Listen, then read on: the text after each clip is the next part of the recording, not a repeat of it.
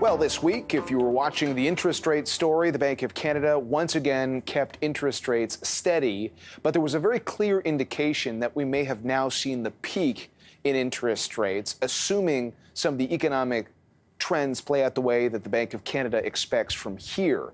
That would assume that the inflation story is going to continue to improve. And yet there are some expectations by Canadians that that inflation story is going to linger. TD's been doing some work on that very subject. Let's bring in their chief economist, Beata Caranci, for more. Beata, thanks very much for being with us. Let's just start with your own internal research on inflation expectations going out the next couple of years and what you found.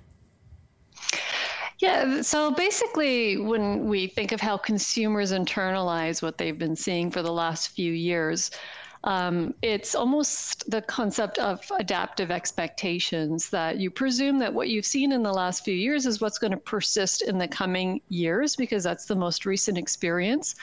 Households also tend to overweight aspects of what they're purchasing in their minds when they are high or rising, as opposed to, elements in their consumer baskets that are low or falling.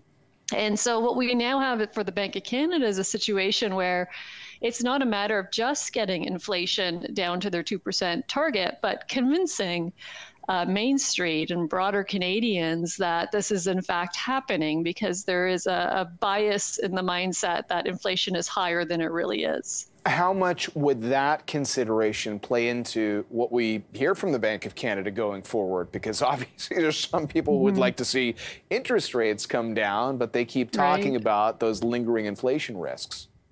Yeah, and I think that's why we continue to hear them talk fairly tough on inflation. Certainly, they are tapping down any expectations, or trying to, in the markets of pricing in rate cuts, as the markets have priced in rate cuts around the April-May period. And so from what we're hearing from the Bank of Canada, they're not entertaining that notion yet. So they're really trying to talk tough. Part of that is to convince Canadians that they're serious on getting those inflation figures down, and by extension, re-anchoring expectations around it by Canadians themselves.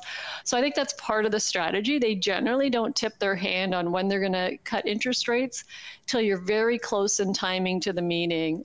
Typically, you could be only a few weeks out to that meeting, or a month at the most. So, what they're saying right now is not necessarily what they'll do in 3 months' time. Okay. Well, we'll be ready. We're on every day. So we'll be watching each and every new detail to try to give people an update on that front. But we've been watching this story for a while now. And obviously, central banks, broadly speaking around the world, took some heat for being late to the inflation fight. Even a year ago, it was quite literally a year ago, where we saw some commentary from the Bank of Canada that sort of indicated that we'd made some great progress, and they, in many ways, had to backtrack on that. If the inflation expectations from consumers, based on your research going out a couple of years, still looks quite elevated, is there a credibility story that we have to watch here for the Bank of Canada? Is there some credibility on the line? Yeah, absolutely. We've been saying that basically they're in the fight of their life for credibility. Their whole mandate is centered on anchoring inflation expectations and holding inflation at around 2%. And so if you can't do that, then you failed your mandate. And that it is a very singular mandate. Unlike the Federal Reserve in the US, they have a dual mandate of ensuring that you have balance in the job market as well as balance in the inflation market. The Bank of Canada doesn't have the same direction on that. So it's very serious. And I think that's why we continue to see them and hear them talk tough on inflation. The numbers are better than I think is being communicated perhaps by the Bank of Canada, because they want to make sure they're anchoring expectations. But as many Canadians are quite aware, the shelter costs are contributing substantially to the inflation numbers, and that's an area of policy for the governments, as well as a metric inside the inflation numbers that incorporates mortgage interest costs, which the Bank of Canada itself is inflating. So the Bank of Canada has started to pivot some of their dialogue to try to create an awareness in the public that, hey, we have to keep in mind the entire basket, not just shelter. but they still have a lot of work to do on convincing Canadians. Okay, before we go, because it's Friday and we got a little bit of time here to dive deeper, and we hear all this talk around inflation and inflation considerations, you know, we short form the idea of, okay, we're seeing cooling inflation. You have put together a chart on what's happening in the U.S., which has more detail specifically on what exactly is behind the inflation story. What is the truthful story on the price realities right now? Right. So the U.S. is actually experiencing a better outcome on inflation than Canada. And that is surprising to many, including economists, because their economy is substantially stronger than what we're seeing in Canada.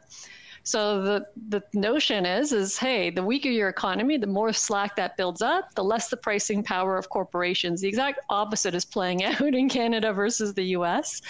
And so what they're finding, this is Federal Reserve research, where they split out how many of the basket of consumer products are rising because of demand-driven factors versus supply-driven, meaning the lingering effects of the pandemic and other shortages are still there.